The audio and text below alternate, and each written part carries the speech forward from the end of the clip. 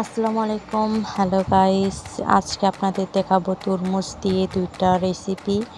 একটা তরমুজ দিয়ে জুস বা শরবত যেটাই বলেন তৈরি করে নিলাম, আর একটা তরমুজ দিয়ে সবগুলো ফল দিয়ে একটা পিউরি তৈরি করে নিব। চলেন দেখা যাক কি হয়। একটা তরমুজ কাটার পর ওটা বল ফাঁকা রেখে স্ট্রবেরি, তারপর কিছুটা বরফ আর এরপর কিছুটা দুধ মিক্সড করে একটা জুস তৈরি হলো।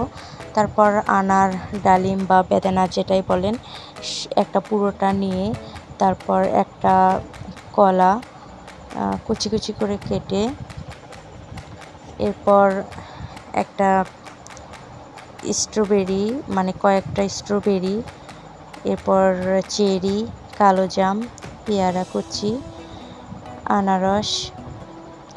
আনারস ফালি করে কেটে পুরোটা আনারস পিউরি, এরপর একটা লেবু, এরপর মালটা চিপিয়ে নিয়ে একটা তরমুজের ফাঁকা বলের ভিতরে সবগুলো নিয়ে পানি ও চিনি অ্যাড করে বয়েল করে নিয়ে সবগুলো দিয়ে 24 ঘন্টা ফ্রিজ আপ করে রাখার পর দেখেন এই তো হয়ে গেল তরমুজের ফলের পিউরি।